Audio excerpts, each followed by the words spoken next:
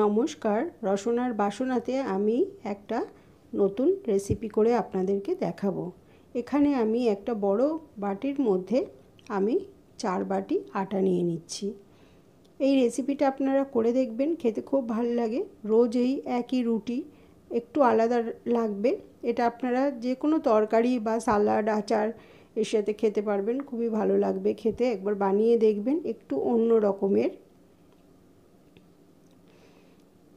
এই আটার মধ্যে আমি এবার স্বাদ মতো নুন দেব।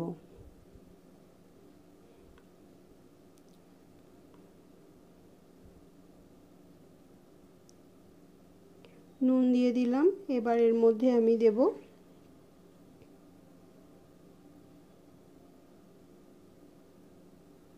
একটু গোলমরিচের গুঁড়ো দিলাম 1 চামচ,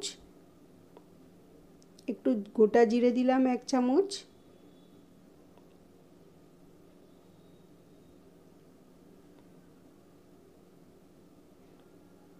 একটু ভাজা মশলার গুঁড়ো দিলাম 1 চামচ,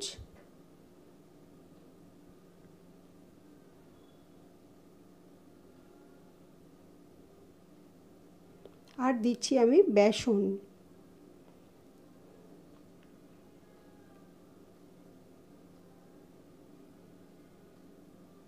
চার চামচের 4 চামচ আমি বেসন দিচ্ছি। এখানে চাইলে আপনারা আরও বেশি বেসন দিতে পারেন, অর্ধেক আটা আর অর্ধেক বেসন দিতে পারেন। এবার 1 চামচ জোয়ানকে আমি হাতে ঘষে দিয়ে দিলাম। এবার 1 চামচ হলুদ গুঁড়ো দিলাম,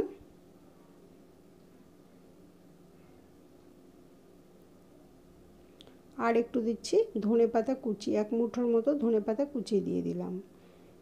দিয়ে এবার এই সমস্তগুলোকে আমি জল দিয়ে, ঠান্ডা জল দিয়েই ভালোভাবে মেখে নেব। যেমন আটা মাখে সেইভাবেই আমি মেখে নেব। অল্প অল্প জল দিয়ে একটা টাইট ডো বানিয়ে নেব। নিয়ে এটাকে রুটির আকারে বেলে নেব। রুটির মতো, ঠিক রুটির মতো করেই বেলে নেব। চাইলে আপনারা এটা তেল দিয়েও ভাজতে পারেন, বা যদি মনে করেন রুটির মতো ভেজে খাবেন তাহলে সেটাও খেতে পারেন। এটা যে কোনো আচার বা সালাড তার সাথে খেতে, বা তরকারি যে কোনো কিছুর সাথেই খেতে অপূর্ব লাগবে। একবার একটু অন্য রকমের রুটি একবার এরা বানিয়ে দেখবেন। আমি এটা 10 মিনিটের জন্য রেস্টে রেখে দেবো। তারপর এটাকে রুটির মতো আটা দিয়ে বেলে নেব। এভাবে একবার বাড়িতে বানিয়ে দেখবেন। যদি ভালো লাগে তাহলে একটা লাইক এবং সাবস্ক্রাইব করে আমার পাশে থাকবেন। আমার চ্যানেলটি বড্ড ছোট, এটাকে আপনারা যদি একটা লাইক বা সাবস্ক্রাইব করেন তাহলে আমার চ্যানেলটি আরও বড় হতে পারে, বা এগিয়ে নিয়ে যেতে পারি আমি। আমার ভালো লাগবে। একবার এভাবে বাড়িতে বানিয়ে খেয়ে দেখবেন। বানানোর অনুরোধ রইল।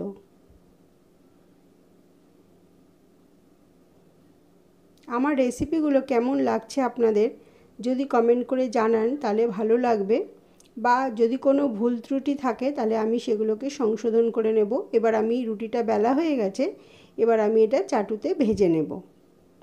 এখানে আপনারা তেল বা ঘি ব্যবহার করতে পারেন। আমি রুটি ভেজে নিচ্ছি।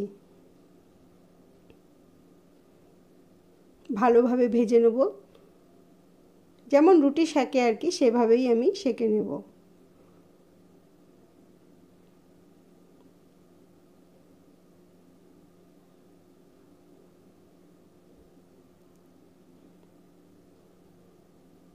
এবার উল্টে দিলাম। এক পাশ ভাজা হয়ে গেছে, আমি আর একটা পাশ উল্টে দিলাম।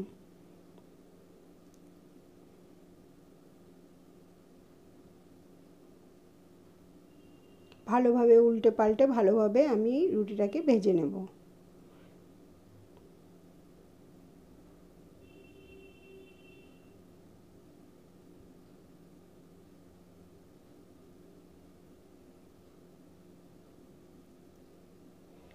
এই রুটিগুলো আমি লাচ্ছা পেঁয়াজ আর মাংসের সাথে পরিবেশন করেছি। আপনারা একবার এভাবে বাড়িতে তৈরি করে খেয়ে দেখবেন।